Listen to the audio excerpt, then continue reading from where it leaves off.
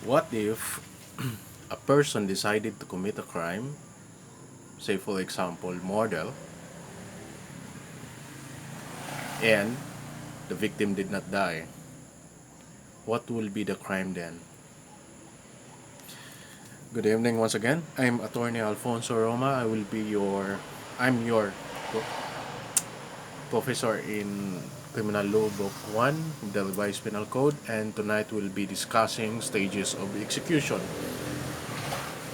Now, Article 6 of the Revised Penal Code refers to three stages of execution: the consummated, frustrated, and attempted felony. Now, there would be no problem if the act has all the elements of the crime and you will assign to which crime that act belong. There will be there will be no problem with that because all of the elements of the crime are present and therefore the crime is committed. There will be penalty for it corresponding to the crime as committed. Now, in the example I have given a while ago, what if a person decided to commit a crime, say for example murder, but the the intended victim, did not die? What will be the crime? Or what will be the crime that will be charged against the perpetrator of the crime? Now, if you look at Article 6 of the Revised Penal Code, it states that first, the consummated felony. A felony is consummated when all the elements necessary for its execution and accomplishment are present. That's really uh, a simple. All the elements of the crime are attendant, and you just have to apply or to charge the proper crime for the act.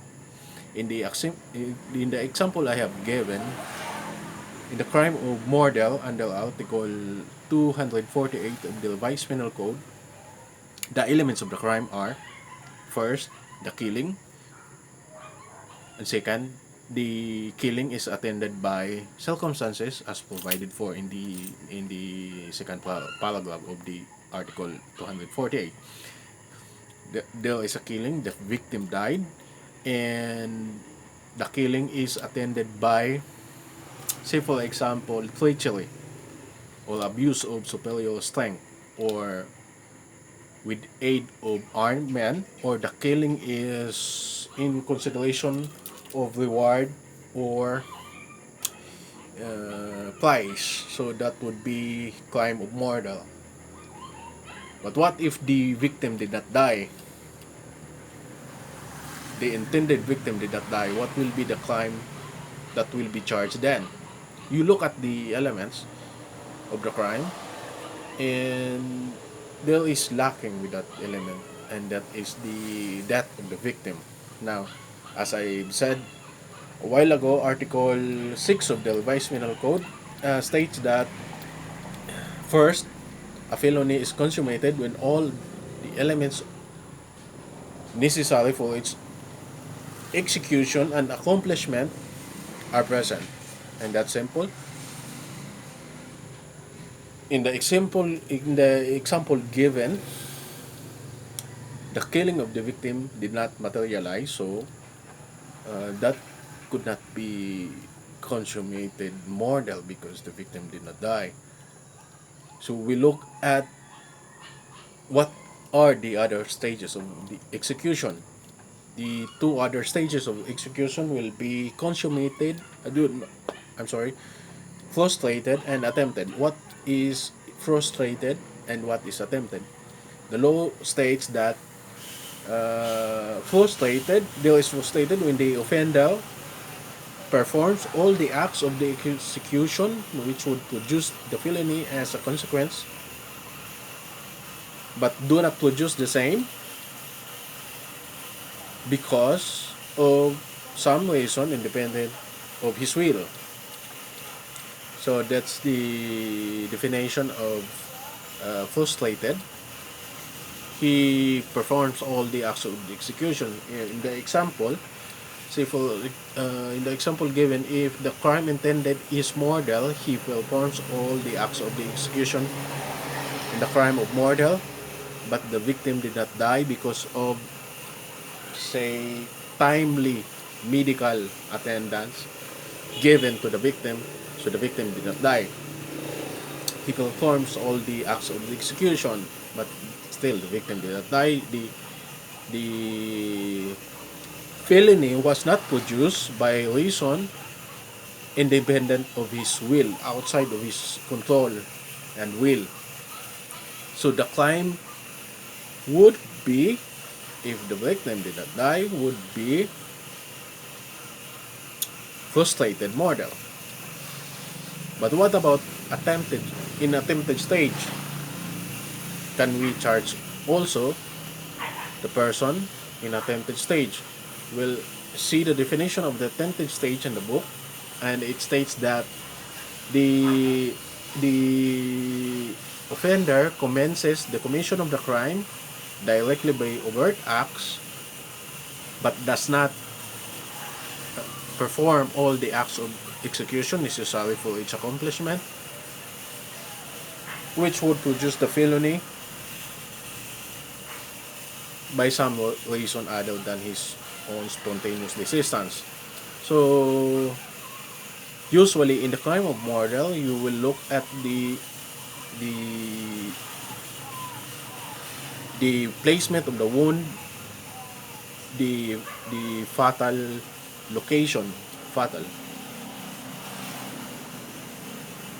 location of the wound, and the other circumstances which would direct you whether or not the perpetrator performs all the acts of the execution. If the qualifying circumstances of murder, say for example, is treachery, and the means employed is by stabbing, the victim is, for example, stabbed at the back. So if the act of stabbing at the back produces a fatal wound, but the victim was attended by a medical professional in a timely manner, and he was saved, then the victim survived. The crime will be frustrated because, as I said, the all the elements of the execution are present. That's killing of the treacherous intention to kill someone, but the killing did not materialize because the victim did not die. So in the same example, if the knife used in stabbing the victim at his back or her back was dull, really dull, that it does not penetrate the skin, then the crime could be the crime that would be charged could be attempted. The perpetrator of the crime does not perform all the acts of the execution necessary for the accomplishment, which would produce the felony. Of course, if you will have the plan to commit the crime of murder, you have to see to it that your means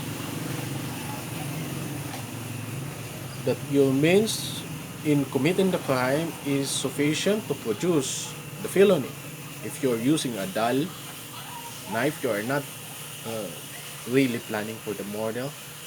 You are not performing all the acts of the execution. Now, what if in preparatory stages or preparatory acts like sharpening the knife or mixing the drink with poison? Is it punishable? Is it already a crime in that stage. Well, in our jurisdiction and in our cases, the preparatory acts committed is not yet a crime in itself, except when the law states that preparatory acts, a certain preparatory acts, or a certain position is already punishable, like possession of picklocks. You don't have to commit the crime of theft if you will arrested with the possession of picklocks. Then the possession itself, picklocks ang kanang mo abli o sa master kay I think possession of picklocks is punishable by law. That is could be preparatory in crime of theft. And in the example, the sharpening of knife, it is still subject to different interpretation. It cannot be assigned to certain act. The same as fixing or preparing a poison in a drink. It's still subject to different interpretations. Those are preparatory acts that without going after it and starting the act by overt means, kanang ipakita na nimo nga imong buhaton, and then you uh, you transfer from preparatory act to attempted stage, then you may be liable for attempted stage of the crime. Again, Article 6 of the Revised Penal Code speaks about consummated, frustrated, and attempted stage of the execution. It is important to know those things because the elements, the crime as provided for under Book 2 of the Revised Penal Code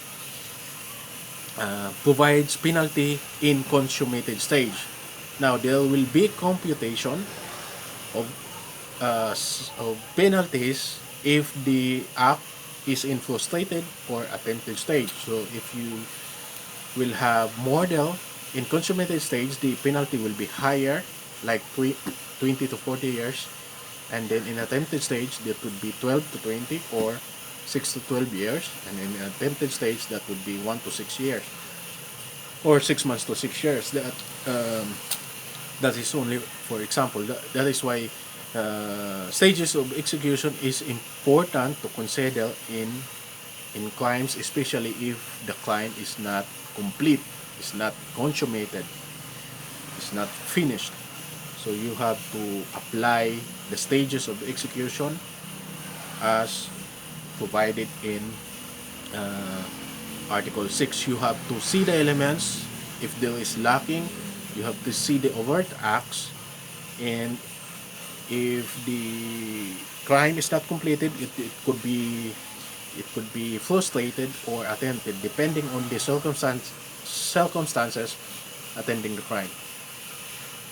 That would be all for tonight, and we'll continue on conspiracy and proposal to commit felony next lecture. Now, again, please comment your name and section for your attendance. I will be checking your attendance as part of your grades. Thank you and good night.